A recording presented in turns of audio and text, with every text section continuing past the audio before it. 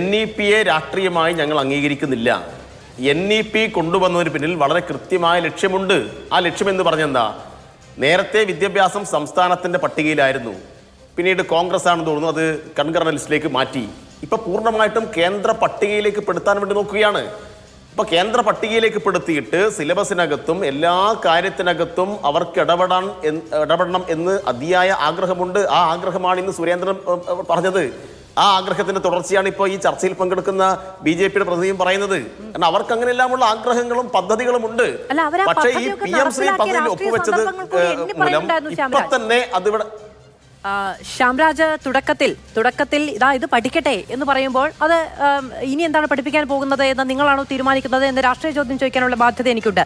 പക്ഷേ അതെല്ലാം പഠിക്കാനുള്ള, അതെല്ലാം പഠിപ്പിക്കുക എന്ന് പറയുന്നത്, അതെല്ലാം നടപ്പിൽ വരുത്തുക, അതെല്ലാം യാഥാർത്ഥ്യമാക്കുക എന്ന് പറയുന്നത് 2 MP-മാരുള്ളപ്പോഴും 303 MP-മാരുണ്ടായിരുന്നപ്പോഴും ഇപ്പോഴും ഞങ്ങളുടെ രാഷ്ട്രീയ അജണ്ടയാണ്. അതിന് ഞങ്ങൾക്ക് പ്രഖ്യാപിതമായ, ഞങ്ങൾക്ക് പച്ചയ്ക്ക് പറയാൻ കഴിയുന്ന പ്രത്യയശാസ്ത്രം അതിന് പിന്നിലുണ്ട് എന്ന് പറയാണ്. നിങ്ങൾക്കതില്ല എന്നും അതിന് മറുപടി പറയേണ്ട ബാധ്യത എനിക്കില്ല. VK സനോജനേ ഉള്ളൂ.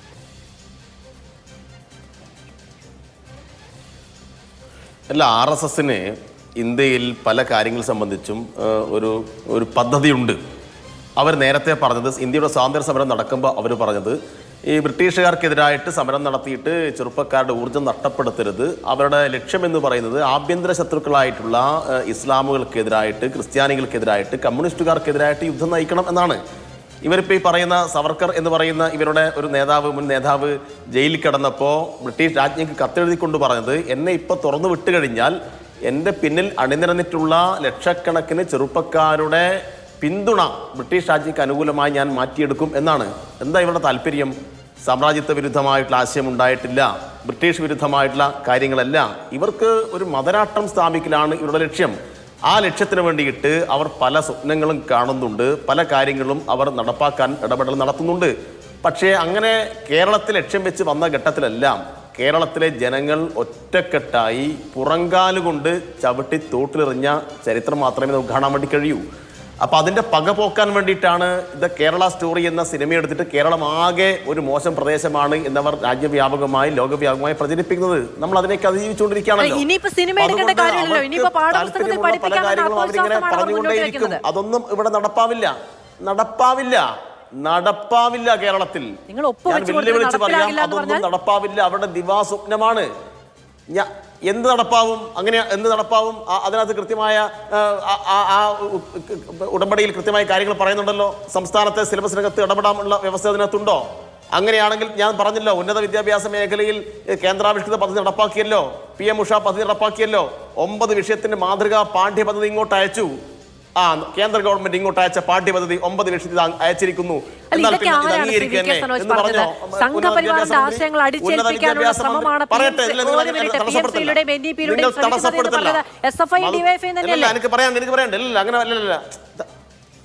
തടസ്സപ്പെടുത്തല്ല, ഞാൻ പറയുമ്പോൾ നിങ്ങൾ തടസ്സപ്പെടുത്ത.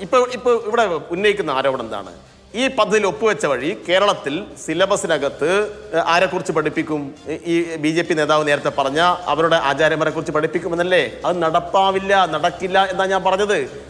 കേന്ദ്രാവിഷ്കൃത പദ്ധതിയാണെങ്കിലും സിലബസിനകത്ത് ഇടപെടാൻ അവർക്ക് കഴിയില്ല. നേരത്തെ NCERT സിലബസ് പഠിപ്പിക്കണമെന്ന് പറഞ്ഞപ്പോൾ SCERT സിലബസ് മാത്രമേ പഠിപ്പിക്കൂ എന്ന് ശക്തമായി ഇവിടെ പറഞ്ഞിട്ടുണ്ട്. ഞാനതിൻ്റെ ഏറ്റവും അടുത്ത ദിവസത്തെ ഉദാഹരണമായി പറയുന്നത്, ഉന്നത വിദ്യാഭ്യാസ മേഖലയിൽ PM ഉഷ പദ്ധതി നടപ്പാക്കുന്ന ഘട്ടത്തിൽ 9 വിഷയത്തിന്റെ പാഠ്യപദ്ധതി ഇങ്ങോട്ട് അയച്ചു തന്നു. കേരളം എന്ത് ചെയ്തു? കേരളം പ്രഭാത് പട്നായിക്കിനെ അധ്യക്ഷനായിട്ട് അത് പഠിക്കാൻ വേണ്ടി ഒരു കമ്മിറ്റി വെച്ചു. എന്നിട്ട് പറഞ്ഞു, ഇമാതിരി ഈ ഏർപ്പാട് ഇവിടെ നടക്കില്ല, ഇത് ഇവിടെ പഠിപ്പിക്കാൻ കഴിയില്ല എന്ന് പറഞ്ഞു.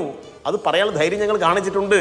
അതുകൊണ്ട് ഈ സ്കൂൾ പാഠ്യ പദ്ധതിക്കകത്തും ഇതിന്റെ ഭാഗമായിട്ട് RSSന് എന്തെങ്കിലും തരത്തിൽ ഇടപെടാം എന്നത് വ്യാമോഹം മാത്രമാണ്. കേരളത്തിൽ അത് നടപ്പിലാക്കാൻ അനുവദിക്കുന്ന പ്രശ്നമുണ്ടാവില്ല. മനസ്സിലായില്ലേ? ഇപ്പൊ പറഞ്ഞല്ലോ, ലിജു എന്താ പറഞ്ഞത്? അല്ലല്ല, ഒരു മിനിറ്റ്, ലിജുവിനോട് ഒരു മറുപടി പറയാണ്ട്. ഒരു 30 സെക്കൻഡ്. ലിജു പറഞ്ഞത് ഞങ്ങൾ രാജസ്ഥാനിൽ അവിടെയുള്ള സംസ്ഥാനത്തിന് താല്പര്യം നടപ്പാക്കിയെന്നാണ്. ഞാൻ വെല്ലുവിളിച്ചുകൊണ്ട് ലിജുവോട് ചോദിക്കുന്നത്, ഇത് ഇവിടെ ഒപ്പുവെച്ചതിന്റെ ഭാഗമായിട്ട് ഈ സംസ്ഥാനത്തിന്റെ താല്പര്യത്തിന് വിരുദ്ധമായിട്ട് പാഠ്യപദ്ധതിക്കകത്ത് എന്തെങ്കിലും ഒരു ഇടപെടൽ നടന്നിട്ടുണ്ടോ? ഇപ്പോൾ നടന്നു എന്നല്ല ഇവർ ഇപ്പൊ പറയുന്നത്. ഇപ്പൊ രാജസ്ഥാനിൽ ഞങ്ങൾ അതെല്ലാം അവിടെ നടപ്പാക്കുന്നുണ്ട്, ശക്തമായി ഇടപെടുന്നുണ്ട്. ഞങ്ങളും പറയുകയാണ്, കേരളത്തിൽ രാജസ്ഥാനിൽ മാത്രമല്ല കേരളത്തിൽ ഞങ്ങൾ പറയുകയാണ്, സംസ്ഥാനത്തിന്റെ താല്പര്യത്തിന് വിരുദ്ധമായിട്ട് ഒന്നും ഇവിടെ നടപ്പാക്കുന്ന പ്രശ്നമില്ല, അനുവദിക്കുന്ന പ്രശ്നമില്ല എന്ന് തന്നെയാണ്. അതുകൊണ്ട് അതിലൊന്നും ഒരാശങ്കയും കിട്ടുന്നില്ല. അങ്ങേക്ക് ഇടപെട്ടതിൽ പരിഭവമുള്ളതുകൊണ്ടാണ് ഞാൻ നിർത്തിയത്. ഇപ്പോൾ CPM തന്നെ NEP-യോടുള്ള റെസ്പോൺസ് എന്ന് പറഞ്ഞ് CPM-ന്റെ തന്നെ സൈറ്റിൽ പബ്ലിഷ് ചെയ്തിരിക്കുന്ന രേഖയിൽ പറഞ്ഞിരിക്കുന്നത് RSS ideology driven imposition of straitjacket across the nation, bulldozing the diversity of the Indian reality regrettably by influencing the minds of responsible school children. This ideological drive seeks complaints of our children by promoting irrationality in thought and action in place of rationality. ഇത് ഈ രേഖ ഇപ്പോഴും ഇടത് സൈറ്റിൽ കിടക്കുന്നുണ്ട് എന്നുള്ളതാണ്. 2020 August 7 NEP വന്ന സമയത്ത് ആണ്, NEP വരുന്നതിന് മുമ്പ് സെപ്റ്റംബർ 7 NEP PM-ശ്രീ പ്രഖ്യാപിക്കുന്നത്. 2020 NEP വന്നതിന് തൊട്ടു പിന്നാലെ പ്രഖ്യാപിക്കപ്പെട്ട എഴുതപ്പെട്ട CPM-ന്റെ തന്നെ രേഖയിൽ പറയുന്ന വരികളാണ് ഇത്. ആ നിലയ്ക്ക് പുതിയ വിദ്യാഭ്യാസ നയത്തിലൂടെ RSSന്റെ ആശയങ്ങൾ കുഞ്ഞു മനസ്സുകളിലേക്ക് ഇടിച്ചേൽപ്പിക്കാൻ പോന്ന വിദ്യാഭ്യാസ പദ്ധതി രൂപീകരിക്കപ്പെടും എന്ന് എഴുതി വെച്ചിട്ട്, എന്ന് നാട് മുഴുവൻ മൈക്കു കെട്ടി പറഞ്ഞിട്ട് ഇന്നത് സാധ്യമാകില്ല എന്ന് നിങ്ങൾ പറയുമ്പോൾ അതും ഈ കേൾക്കുന്നവർ അങ്ങനെ തന്നെ വിശ്വസിക്കണമല്ലോ. അപ്പൊ ഇത്രയും കാലം നിങ്ങൾ പറഞ്ഞതൊക്കെ എന്തായിരുന്നു, ആരോടായിരുന്നു? ഒന്നുമില്ല, നിങ്ങൾ വെറുതെ അവ്യക്തത ഉണ്ടാക്കണ്ട. ഈ വിഷയം ഉയർന്നു വന്ന ഘട്ടത്തിൽ CPM-ന്റെ സംസ്ഥാന സെക്രട്ടറി വളരെ കൃത്യമായി പാർട്ടിയുടെ നിലപാട് പറഞ്ഞിട്ടുണ്ട്. NEP-യെ രാഷ്ട്രീയമായി ഞങ്ങൾ അംഗീകരിക്കുന്നില്ല. NEP കൊണ്ടുവന്നതിന് പിന്നിൽ വളരെ കൃത്യമായ ലക്ഷ്യമുണ്ട്. ആ ലക്ഷ്യം എന്ന് പറഞ്ഞെന്താ, നേരത്തെ വിദ്യാഭ്യാസം സംസ്ഥാനത്തിന്റെ പട്ടികയിലായിരുന്നു, പിന്നീട് കോൺഗ്രസ് ആണെന്ന് തോന്നുന്നു അത് കൺകറന്റ് ലിസ്റ്റിലേക്ക് മാറ്റി. ഇപ്പൊ പൂർണ്ണമായിട്ടും കേന്ദ്ര പട്ടികയിലേക്ക് പെടുത്താൻ വേണ്ടി നോക്കുകയാണ്. ഇപ്പൊ കേന്ദ്ര പട്ടികയിലേക്ക് പെടുത്തിയിട്ട് സിലബസിനകത്തും എല്ലാ കാര്യത്തിനകത്തും അവർക്ക് ഇടപെടണം എന്ന് അതിയായ ആഗ്രഹമുണ്ട്. ആ ആഗ്രഹമാണ് ഇന്ന് സുരേന്ദ്രൻ പറഞ്ഞത്. ആ ആഗ്രഹത്തിന്റെ തുടർച്ചയാണ് ഇപ്പോൾ ഈ ചർച്ചയിൽ പങ്കെടുക്കുന്ന BJP-യുടെ പ്രതിനിധിയും പറയുന്നത്. കാരണം അവർക്ക് അങ്ങനെയെല്ലാമുള്ള ആഗ്രഹങ്ങളും പദ്ധതികളും ഉണ്ട്. പക്ഷേ ഈ PM-ശ്രീ പദ്ധതിയിൽ ഒപ്പുവെച്ചത് മൂലം ഇപ്പൊ തന്നെ അതിവിടെ പറയട്ടെ പക്ഷേ ഞാൻ പറയട്ടെ, ഇപ്പൊ PM-ശ്രീ പദ്ധതിയിൽ ഒപ്പിട്ടത് ശേഷം ഇപ്പൊ തന്നെ ഈ കേരളത്തിലെ സിലബസ് എല്ലാം മാറ്റാൻ വേണ്ടി പോകുന്നു. PM-ശ്രീ പദ്ധതിയുടെ ഉടമ്പടി തന്നെ അതാണ് എന്ന അർത്ഥത്തിൽ വ്യാഖ്യാനിക്കേണ്ട കാര്യമില്ല. അങ്ങനെ ഉണ്ടാവില്ല എന്ന ഉറപ്പാണ് സംസ്ഥാന ഗവൺമെന്റ് തരുന്നത്.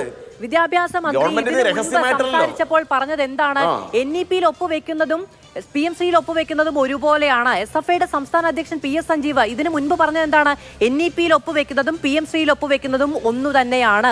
പിന്നെ ഇപ്പോഴെങ്ങനെയാണ് ഒന്നല്ലാതായത് എന്നുള്ളതാണ് ഞാൻ അങ്ങയോട് ആവർത്തിച്ച് ചോദിച്ചത്. നിങ്ങളല്ലേ ഇതെല്ലാം പറഞ്ഞത്? നിങ്ങൾ ഈ PM-ശ്രീ പദ്ധതിയുടെ ഒപ്പുവെക്കാൻ ഇടയായ സാഹചര്യം സംബന്ധിച്ച് വിദ്യാഭ്യാസ മന്ത്രി പറഞ്ഞ കാര്യങ്ങൾ കൂടി കേൾക്കണം. നമ്മൾ വെറുതെ അനാവശ്യമായി ഇങ്ങനെ തർക്കം പിടിച്ചുകൊണ്ട് കാര്യമുണ്ടോ? നമ്മുടെ അല്ല നിങ്ങൾ പറയട്ടെ, ഇത് ജനങ്ങൾ കൂടി കേൾക്കുന്നുണ്ടല്ലോ. നിങ്ങളൊരു കാര്യം മനസ്സിലാക്കേണ്ടത്, കേരളം ഒരു പ്രത്യേക റിപ്പബ്ലിക്കൊന്നും അല്ലല്ലോ. അപ്പൊ കേന്ദ്ര സംസ്ഥാന ബന്ധത്തിന്റെ ഭാഗമായിട്ട് കേരളം പോലെയുള്ള ഒരു സംസ്ഥാനത്തിന് അർഹതപ്പെട്ട പണം കിട്ടുന്നില്ല. കേരളത്തിലെ കുട്ടികൾക്ക് 2000 കോടി കിട്ടാൻ ബാക്കിയാണ്. ഇനി അടുത്ത 5 വർഷം SSK വഴി 3000 കോടി കൂടി കേരളത്തിന് അർഹതപ്പെട്ട് കിട്ടാനുണ്ട്. എല്ലാം കൂടി ചേർന്ന് 5000 കോടി വരും. ഈ 5000 കോടി രൂപയുടെ നഷ്ടം കേരളത്തിന് ഉണ്ടായാൽ എങ്ങനെയാണ് കേരളത്തിലെ വിദ്യാഭ്യാസം മുന്നോട്ട് പോവുക? കേരളത്തിലെ കുട്ടികൾ നാളെ തെരുവിൽ പിച്ചപാത്രം എടുത്ത് തണ്ടാൻ വേണ്ടി കഴിയുമോ? കേരളത്തിലെ കുട്ടികളെ നാളെ മറ്റെന്തെങ്കിലും ബക്കറ്റ് കലക്ഷൻ വിടാൻ വേണ്ടി കഴിയുമോ? അപ്പം എന്ത് ചെയ്യാൻ വേണ്ടി കഴിയും? ഒരു സന്നിഗ്ധ ഘട്ടത്തിലാണ് കേരളമുള്ളത്. യഥാർത്ഥത്തിൽ ഇവിടെ ഉയർത്തിക്കൊണ്ടുവരേണ്ട ചർച്ച ഈ കേന്ദ്രാവിഷ്കൃത പദ്ധതിയെ ഉപയോഗപ്പെടുത്തിക്കൊണ്ട് കേന്ദ്ര ഗവൺമെന്റ് നടത്തിക്കൊണ്ടിരിക്കുന്ന രാഷ്ട്രീയ പകപോക്കലും രാഷ്ട്രീയമായി കീഴ്പ്പെടുത്താനുള്ള ശ്രമവുമാണ്.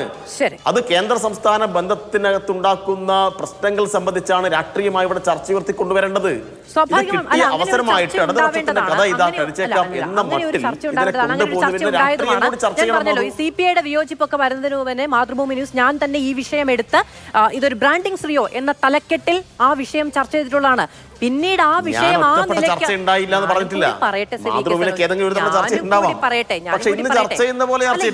ചെയ്യാനുള്ള കാരണം മുന്നണിയാണ്.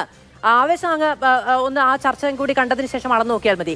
അപ്പോ ഇന്ന് ഇങ്ങനെ ഈ വിഷയം ചർച്ച ചെയ്യാൻ കാരണമായത് ഇടതുപക്ഷം തന്നെയാണ്. നിങ്ങൾക്ക് ഐക്യമില്ലായ്മ കൊണ്ടാണ് ഈ ചർച്ച ഈ നിലയ്ക്ക് വന്നത്.